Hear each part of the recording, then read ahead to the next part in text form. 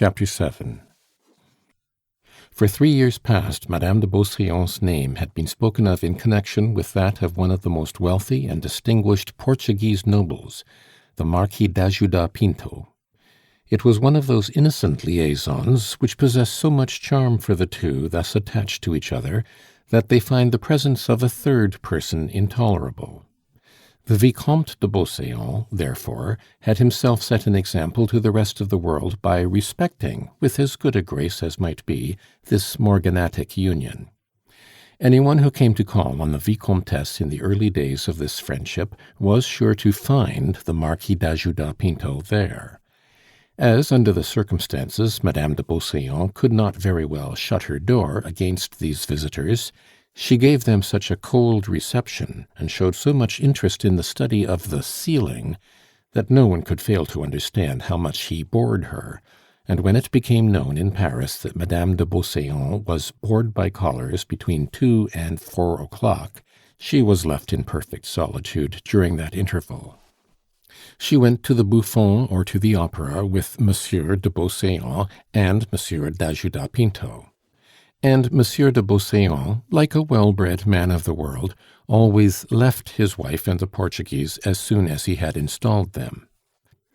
But Monsieur d'Ajuda Pinto must marry, and a Mademoiselle de Rochefide was the young lady. In the whole fashionable world there was but one person who as yet knew nothing of the arrangement, and that was Madame de Beauséant. Some of her friends had hinted at the possibility, and she had laughed at them, believing that envy had prompted those ladies to try to make mischief. And now, though the banns were about to be published, and although the handsome Portuguese had come that day to break the news to the Vicomtesse, he had not found courage as yet to say one word about his treachery. How was it? Nothing is doubtless more difficult than the notification of an ultimatum of this kind. There are men who feel more at their ease when they stand up before another man who threatens their lives with sword or pistol, than in the presence of a woman who, after 2 hours of lamentations and reproaches, falls into a dead swoon and requires salts. At this moment, therefore, Monsieur d'Ajuda Pinto was on thorns and anxious to take his leave.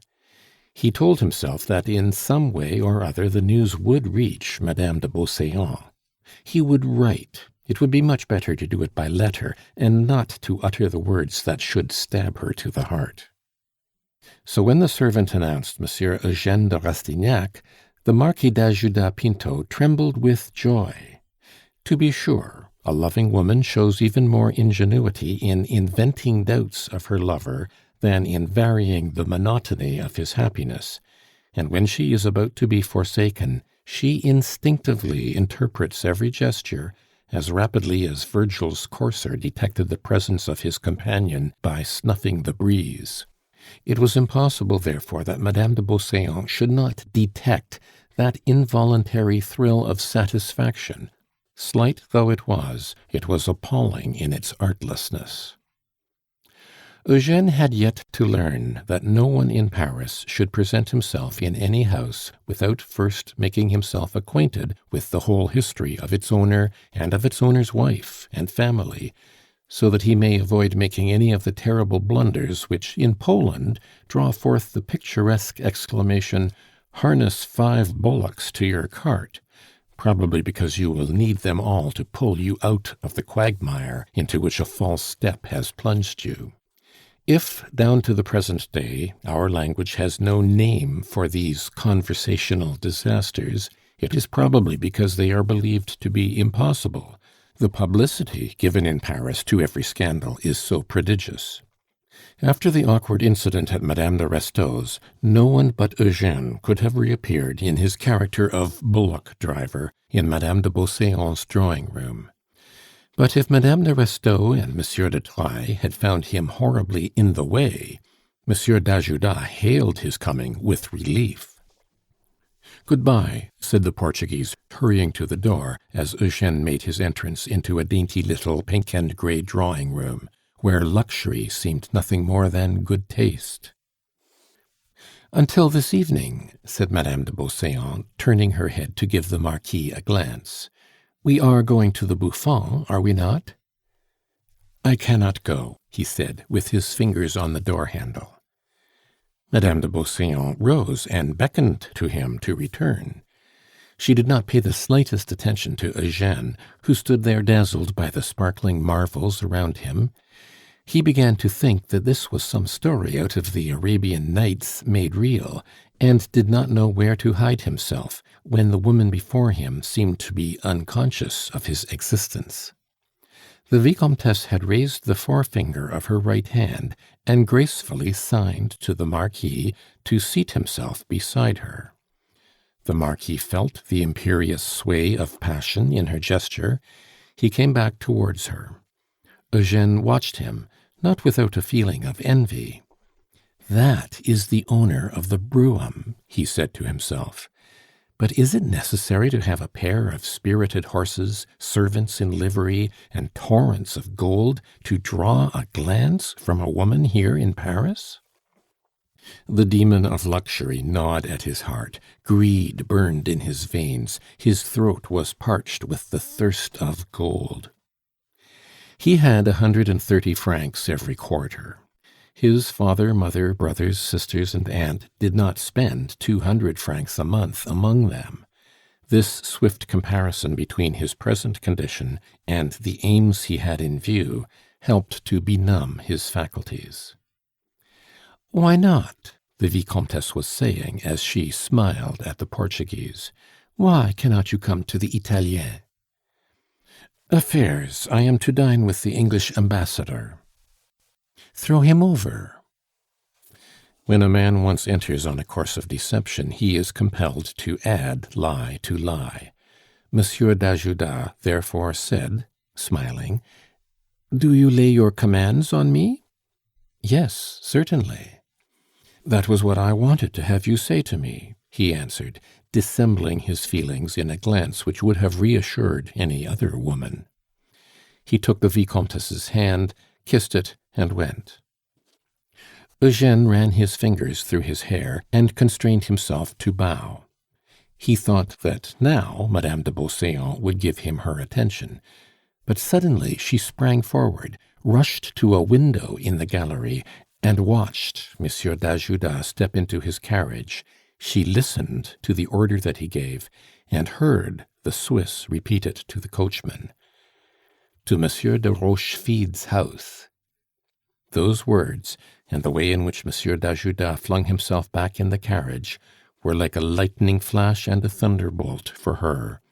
She walked back again with a deadly fear gnawing at her heart. The most terrible catastrophes only happen among the heights. The Vicomtesse went to her own room, sat down at a table, and took up a sheet of dainty note-paper. "When, instead of dining with the English ambassador," she wrote, "you go to the Rochefides, you owe me an explanation, which I am waiting to hear." She retraced several of the letters, for her hand was trembling so that they were indistinct.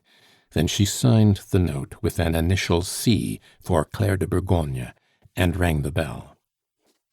"Jacques," she said to the servant, who appeared immediately, "take this note to Monsieur de Rochefide's house at 7:30, and ask for the Marquis d'Ajuda.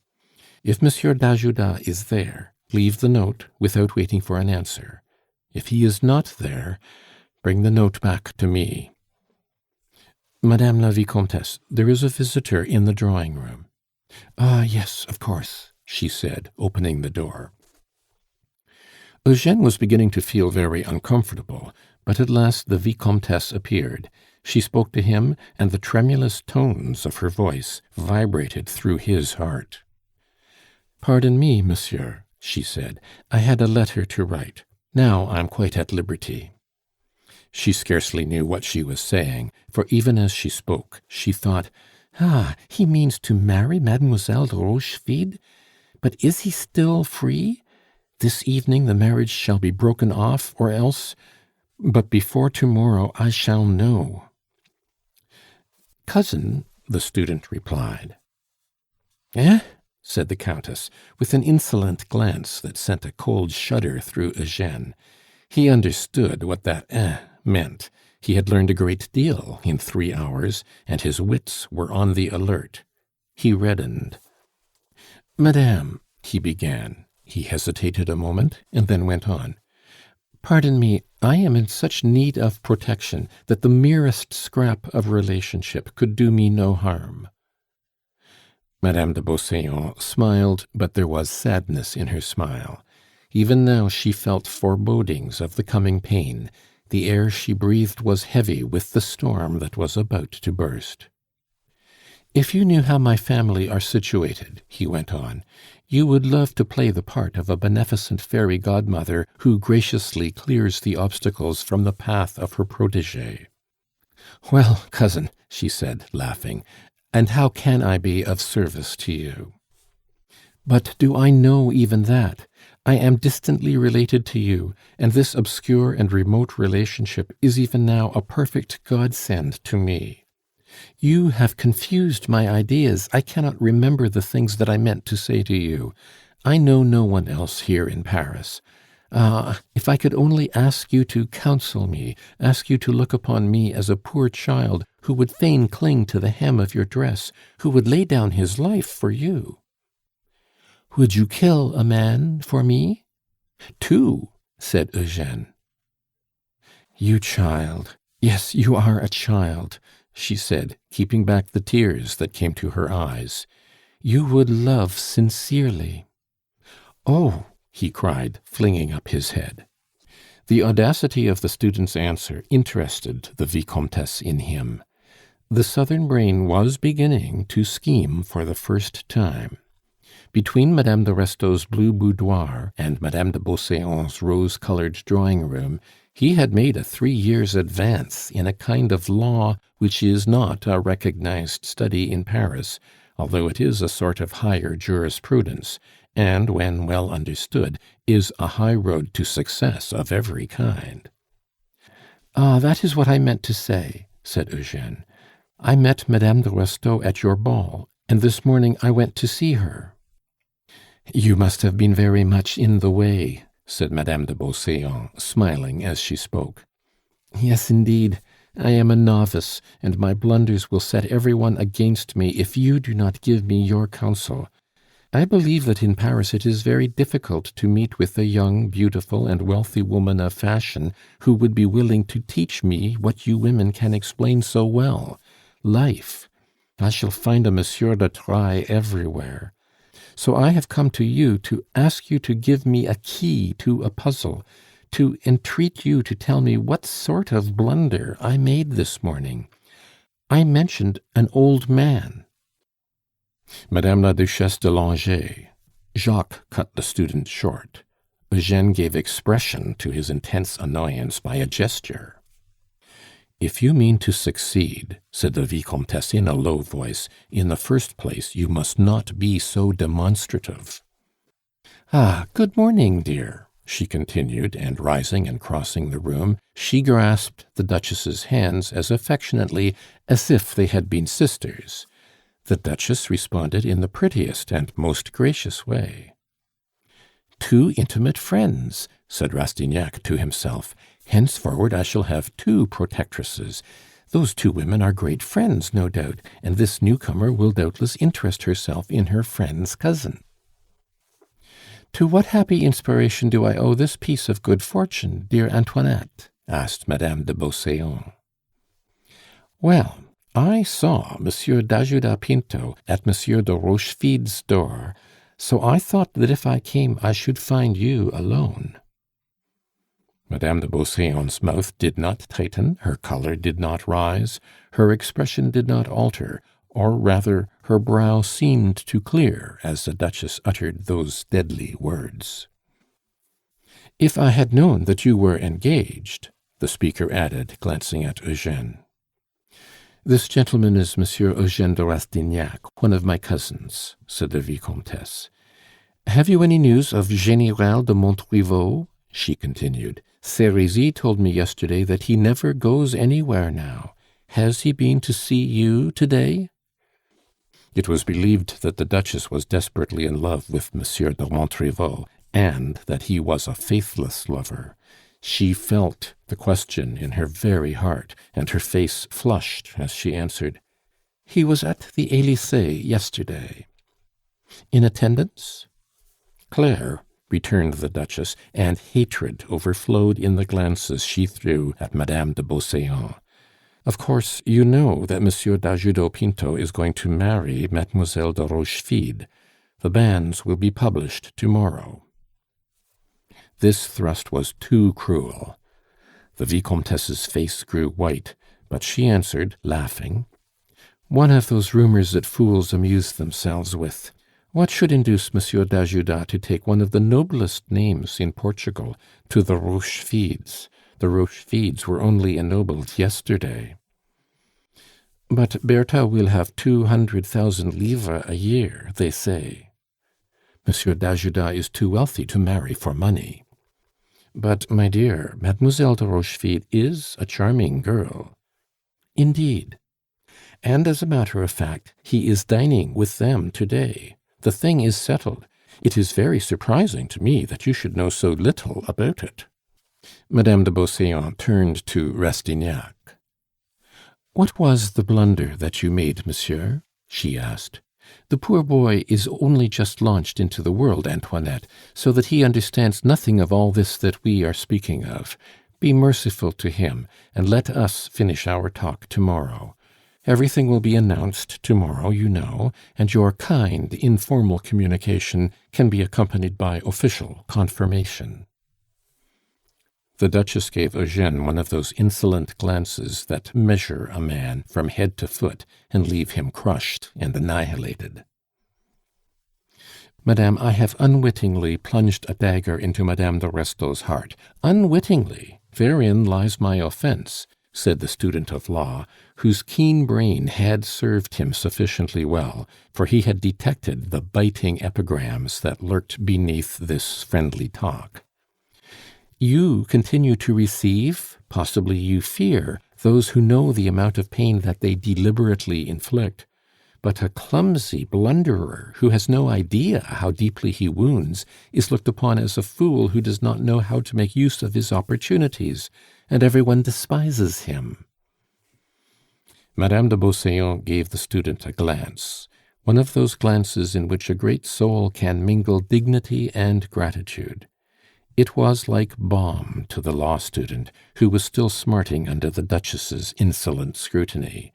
She had looked at him as an auctioneer might look at some article to appraise its value. "Imagine, too, that I had just made some progress with the Comte de Restaud. For I should tell you, madame," he went on, turning to the Duchess, with a mixture of humility and malice in his manner, "that as yet I am only a poor devil of a student, very much alone in the world, and very poor." "You should not tell us that, Monsieur de Rastignac. We women never care about anything that no one else will take." "Ah!" said Eugène, "I am only 22, and I must make up my mind to the drawbacks of my time of life. Besides, I am confessing my sins, and it would be impossible to kneel in a more charming confessional. You commit your sins in one drawing room, and receive absolution for them in another." The Duchess's expression grew colder.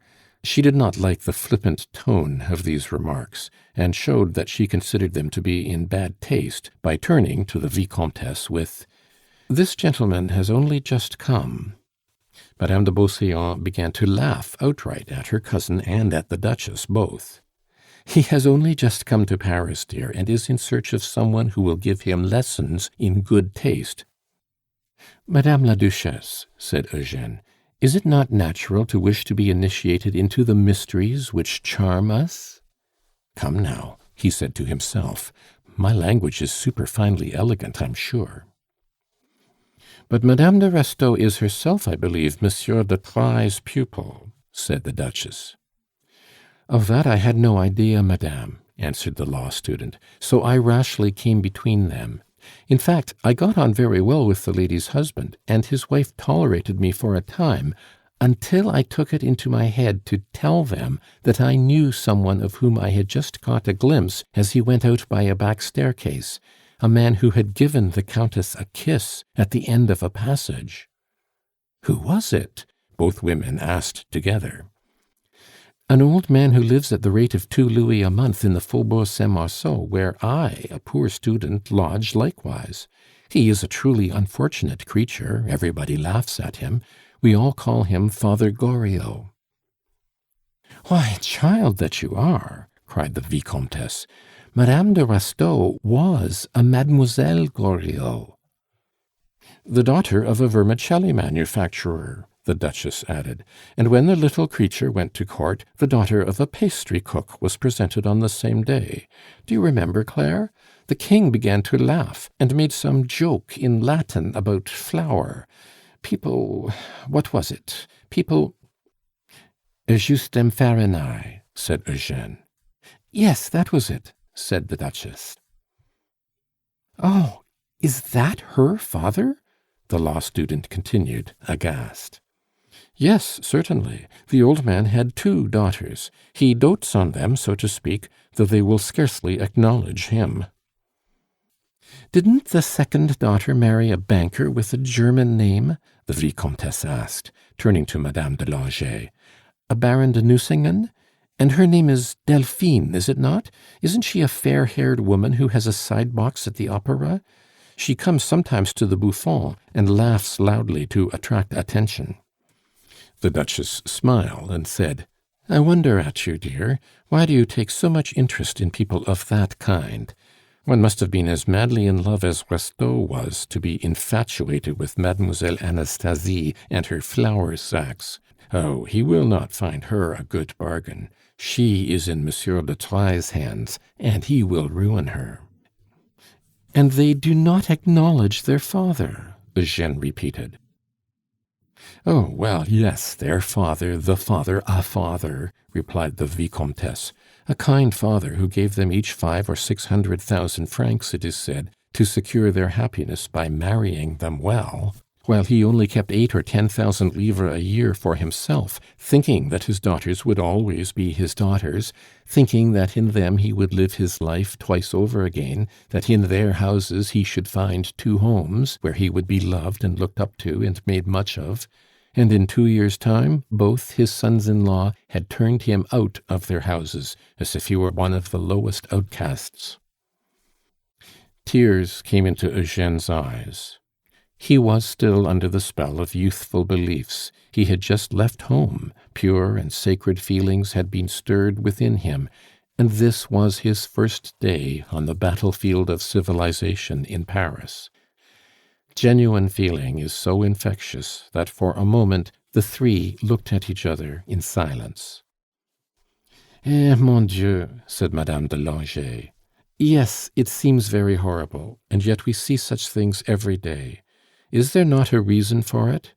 Tell me, dear, have you ever really thought what a son-in-law is? A son-in-law is the man for whom we bring up, you and I, a dear little one, bound to us very closely in innumerable ways. For 17 years she will be the joy of her family, its white soul, as Lamartine says, and suddenly she will become its scourge. When he comes and takes her from us, his love from the very beginning is like an axe laid to the root of all the old affection in our darling's heart, and all the ties that bound her to her family are severed. But yesterday our little daughter thought of no one but her mother and father, as we had no thought that was not for her. By tomorrow she will have become a hostile stranger. The tragedy is always going on under our eyes. On the one hand, you see a father who has sacrificed himself to his son, and his daughter-in-law shows him the last degree of insolence. On the other hand, it is the son-in-law who turns his wife's mother out of the house. I sometimes hear it said that there is nothing dramatic about society in these days, but the drama of the son-in-law is appalling, to say nothing of our marriages, which have come to be very poor farces. I can explain how it all came about in the old vermicelli maker's case. I think I recollect that Goriot, madame. Yes, that Morio was once president of his section during the Revolution. He was in the secret of the famous scarcity of grain, and laid the foundation of his fortune in those days by selling flour for 10 times its cost. He had as much flour as he wanted. My grandmother's steward sold him immense quantities. No doubt Noriot shared the plunder with the Committee of Public Salvation, as that sort of person always did. I recollect the steward telling my grandmother that she might live at Grandvilliers in complete security because her corn was as good as a certificate of civism. Well then, this Loriot, who sold corn to those butchers, has never had but one passion, they say. He idolizes his daughters.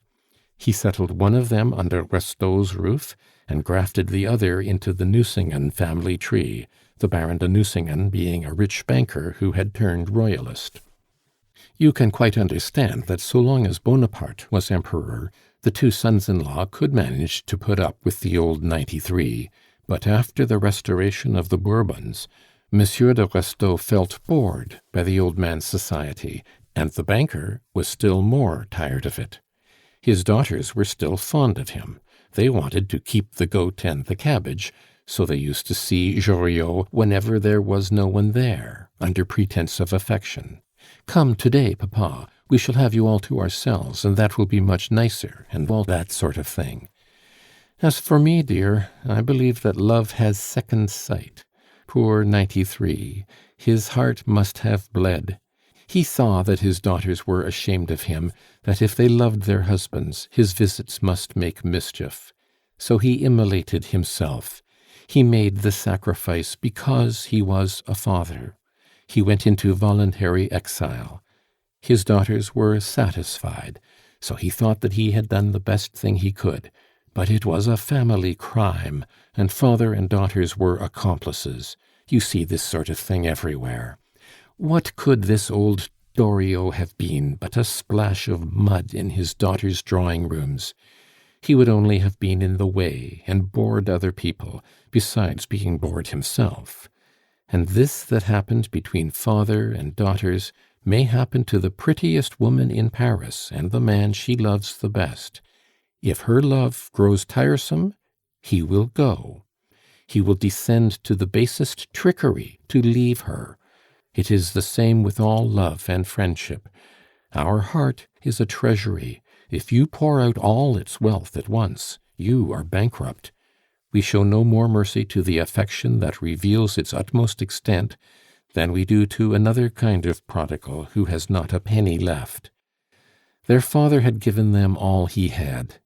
For 20 years he had given his whole heart to them. Then, one day, he gave them all his fortune, too. The lemon was squeezed. The girls left the rest in the gutter. "The world is very base," said the Vicomtesse, plucking at the threads of her shawl. She did not raise her head as she spoke. The words that Madame de Langeais had meant for her in the course of her story had cut her to the quick. "Base? Oh, no," answered the Duchess. "The world goes its own way, that is all. If I speak in this way, it is only to show that I am not duped by it. I think as you do," she said, pressing the Vicomtesse's hand. "The world is a slough. Let us try to live on the heights above it." She rose to her feet and kissed Madame de Beauséant on the forehead as she said, "You look very charming to-day, dear. I have never seen such a lovely color in your cheeks before." Then she went out with a slight inclination of the head to the cousin. "Father Goriot is sublime," said Eugène to himself, as he remembered how he had watched his neighbor work the silver vessel into a shapeless mass that night. Madame de Beauséant did not hear him. She was absorbed in her own thoughts. For several minutes the silence remained unbroken, till the law student became almost paralyzed with embarrassment, and was equally afraid to go or stay or speak a word. "The world is basely ungrateful and ill-natured," said the Vicomtesse at last. "No sooner does a trouble befall you when a friend is ready to bring the tidings and to probe your heart with the point of a dagger, while calling on you to admire the handle. Epigrams and sarcasms already. I will defend myself." She raised her head like the great lady that she was, and lightnings flashed from her proud eyes. "Ah," she said as she saw Eugene, "are you there?" "Still," he said piteously. "Well then, Monsieur de Rastignac, deal with the world as it deserves. You are determined to succeed? I will help you. You shall sound the depths of corruption in woman, you shall measure the extent of man's pitiful vanity. Deeply as I am versed in such learning, there were pages in the book of life that I had not read. Now I know all. The more cold-blooded your calculations, the further you will go. Strike ruthlessly, you will be feared. Men and women for you must be nothing more than post-horses. Take a fresh relay, and leave the last to drop by the roadside. In this way you will reach the goal of your ambition. You will be nothing here, you see, unless a woman interests herself in you, and she must be young and wealthy and a woman of the world. Yet if you have a heart, lock it carefully away like a treasure. Do not let anyone suspect it, or you will be lost. You would cease to be the executioner, you would take the victim's place. And if ever you should love, never let your secret escape you. Trust no one until you are very sure of the heart to which you open your heart.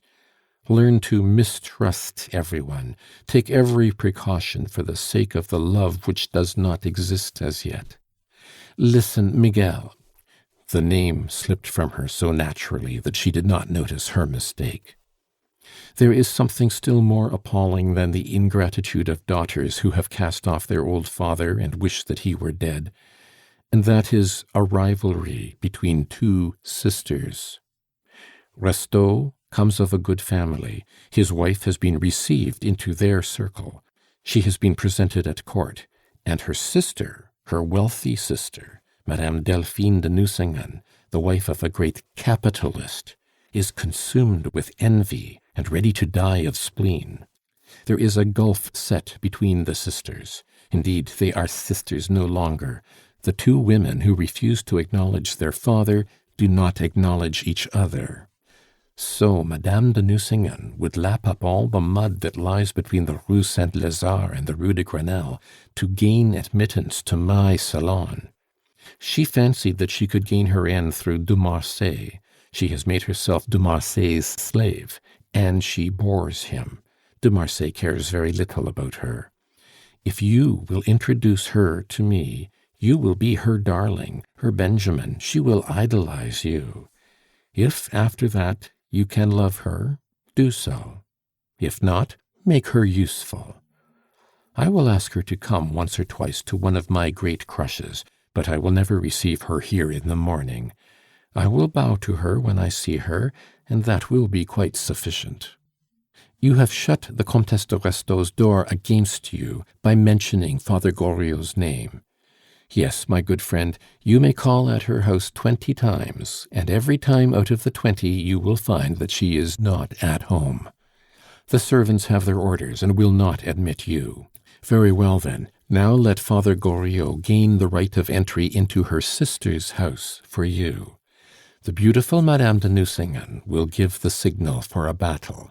As soon as she singles you out, other women will begin to lose their heads about you, and her enemies and rivals and intimate friends will all try to take you from her.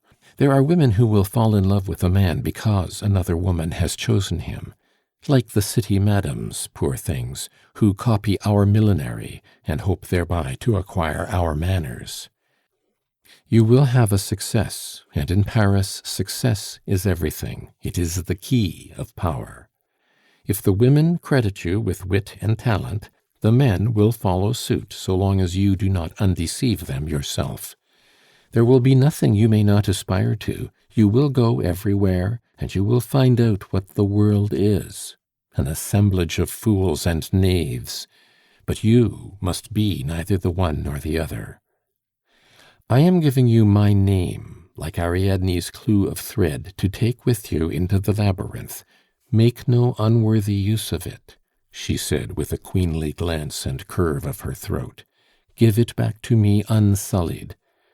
And now go. Leave me. We women also have our battles to fight."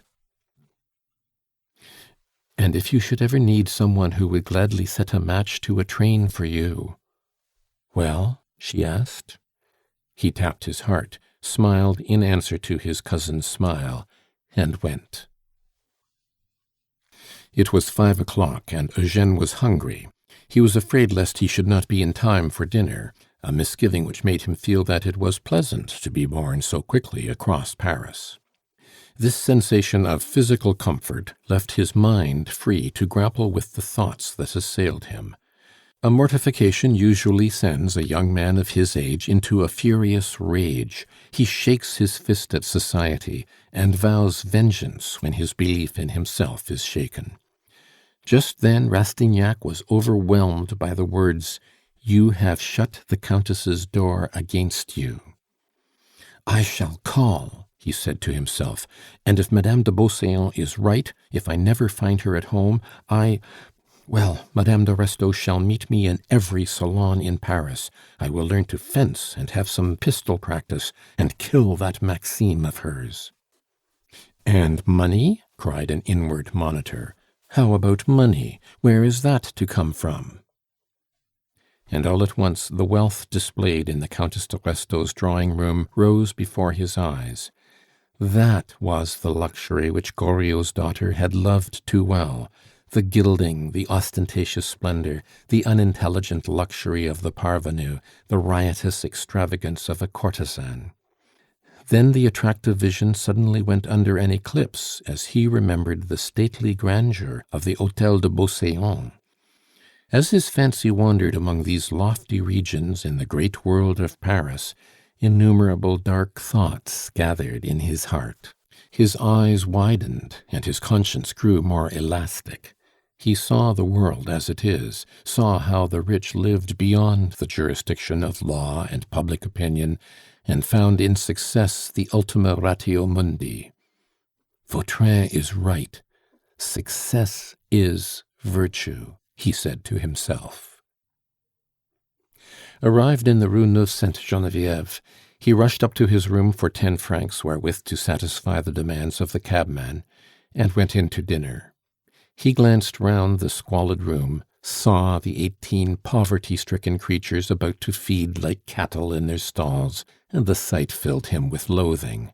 The transition was too sudden, and the contrast was so violent that it could not but act as a powerful stimulant. His ambition developed and grew beyond all social bounds. On the one hand, he beheld a vision of social life in its most charming and refined forms, of quick-pulsed youth, of fair, impassioned faces invested with all the charm of poetry, framed in a marvelous setting of luxury or art. And on the other hand, he saw a sombre picture, the miry verge beyond these faces, in which passion was extinct, and nothing was left of the drama but the cords and pulleys and bare mechanism. Madame de Beauséant's counsels, the words uttered in anger by the forsaken lady, her petulant offer, came to his mind, and poverty was a ready expositor. Rastignac determined to open 2 parallel trenches, so as to ensure success. He would be a learned doctor of law and a man of fashion. Clearly he was still a child. Those 2 lines are asymptotes and will never meet. "You are very dull, my lord Marquis," said Vautrin, with one of the shrewd glances that seemed to read the innermost secrets of another mind. "I am not in the humor to stand jokes from people who call me my lord Marquis," answered Eugène. "A marquis here in Paris, if he is not the veriest sham, ought to have 100,000 livres a year at least, and a lodger in the Maison Vauquer is not exactly fortune's favorite." Vautrin's glance at Rastignac was half paternal, half contemptuous. Puppy, it seemed to say, I should make one mouthful of him. Then he answered, "You are in a bad humor. Perhaps your visit to the beautiful Comtesse de Restaud was not a success." "She has shut her door against me because I told her that her father dined at our table," cried Rastignac. Glances were exchanged all round the room. Father Goriot looked down. "You have sent some snuff into my eye," he said to his neighbor, turning a little aside to rub his hand over his face. "Any one who molests Father Goriot will have henceforward to reckon with me," said Eugene, looking at the old man's neighbor. "He is worth all the rest of us put together. I am not speaking of the ladies," he added, turning in the direction of Mademoiselle Taillefer. Eugene's remarks produced a sensation, and his tone silenced the dinner table. Vautrin alone spoke. "If you are going to champion Father Goriot and set up for his responsible editor into the bargain, you had need be a crack shot and know how to handle the foils," he said banteringly. "So I intend," said Eugene. "Then you are taking the field to-day?" "Perhaps," Rastignac answered. "But I owe no account of myself to anyone, especially as I do not try to find out what other people do of a night." Vautrin looked askance at Rastignac. "If you do not mean to be deceived by the puppets, my boy, you must go behind and see the whole show, and not peep through holes in the curtain. That is enough," he added, seeing that Eugene was about to fly into a passion. "We can have a little talk whenever you like." There was a general feeling of gloom and constraint. Father Goriot was so deeply dejected by the student's remark that he did not notice the change in the disposition of his fellow lodgers, nor know that he had met with a champion capable of putting an end to the persecution. "Then Monsieur Goriot sitting there is the father of a countess?" said Madame Vauquer in a low voice. "And of a baroness," answered Rastignac. "That is about all he is capable of," said Bianchon to Rastignac. "I have taken a look at his head. There is only one bump, the bump of paternity. He must be an eternal father." Eugene was too intent on his thoughts to laugh at Bianchon's joke. He determined to profit by Madame de Beauseant's counsels, and was asking himself how he could obtain the necessary money. He grew grave. The wide savannas of the world stretched before his eyes. All things lay before him. Nothing was his. Dinner came to an end, the others went, and he was left in the dining-room. "So you have seen my daughter?" Goriot spoke tremulously, and the sound of his voice broke in upon Eugene's dreams. The young man took the elder's hand, and looked at him with something like kindness in his eyes. "You are a good and noble man," he said. "We will have some talk about your daughters by and by." He rose without waiting for Goriot's answer, and went to his room. There he wrote the following letter to his mother: "My dear mother, can you nourish your child from your breast again? I am in a position to make a rapid fortune, but I want 1,200 francs. I must have them at all costs. Say nothing about this to my father. Perhaps he might make objections, and unless I have the money, I may be led to put an end to myself, and so escape the clutches of despair. I will tell you everything when I see you. I will not begin to try to describe my present situation. It would take volumes to put the whole story clearly and fully. I have not been gambling, my kind mother. I owe no one a penny. But if you would preserve the life that you gave me, you must send me the sum I mention. As a matter of fact, I go to see the Vicomtesse de Beauseant. She is using her influence for me. I am obliged to go into society, and I have not a penny to lay out on clean gloves. I can manage to exist on bread and water, or go without food if need be, but I cannot do without the tools with which they cultivate the vineyards in this country. I must resolutely make up my mind at once to make my way or stick in the mire for the rest of my days. I know that all your hopes are set on me, and I want to realize them quickly. Sell some of your old jewelry, my kind mother. I will give you other jewels very soon. I know enough of our affairs at home to know all that such a sacrifice means, and you must not think that I would lightly ask you to make it. I should be a monster if I could. You must think of my entreaty as a cry forced from me by imperative necessity. Our whole future lies in the subsidy with which I must begin my first campaign, for life in Paris is one continual battle. If you cannot otherwise procure the whole of the money, and are forced to sell our aunt's lace, tell her that I will send her some still handsomer," and so forth. He wrote to ask each of his sisters for their savings. Would they despoil themselves for him and keep the sacrifice a secret from the family? To his request he knew that they would not fail to respond gladly, and he added to it an appeal to their delicacy by touching the chord of honor that vibrates so loudly in young and high-strung natures. Yet when he had written the letters, he could not help feeling misgivings in spite of his youthful ambition. His heart beat fast, and he trembled. He knew the spotless nobleness of the lives buried away in the lonely manor house. He knew what trouble and what joy his request would cause his sisters, and how happy they would be as they talked at the bottom of the orchard of that dear brother of theirs in Paris. Visions rose before his eyes. A sudden strong light revealed his sisters secretly counting over their little store, devising some girlish stratagem by which the money could be sent to him incognito, essaying for the first time in their lives a piece of deceit that reached the sublime in its unselfishness. "A sister's heart is a diamond for purity, a deep sea of tenderness," he said to himself. He felt ashamed of those letters. What power there must be in the petitions put up by such hearts! How pure the fervor that bears their souls to heaven in prayer!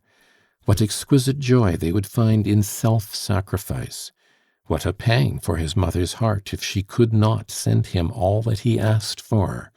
And this noble affection, these sacrifices made at such terrible cost, were to serve as the ladder by which he meant to climb to Delphine de Nucingen. A few tears, like the last grains of incense flung upon the sacred altar fire of the hearth, fell from his eyes. He walked up and down, and despair mingled with his emotion. Father Goriot saw him through the half-open door. "What is the matter, sir?" he asked from the threshold. "Ah, my good neighbor, I am as much a son and brother as you are a father. You do well to fear for the Comtesse Anastasie. There is one Monsieur Maxime de Trailles, who will be her ruin." Father Goriot withdrew, stammering some words, but Eugene failed to catch their meaning. The next morning Rastignac went out to post his letters. Up to the last moment he wavered and doubted, but he ended by flinging them into the box. "I shall succeed," he said to himself. So says the gambler, so says the great captain. But the three words that have been the salvation of some few have been the ruin of many more. End of chapter 7.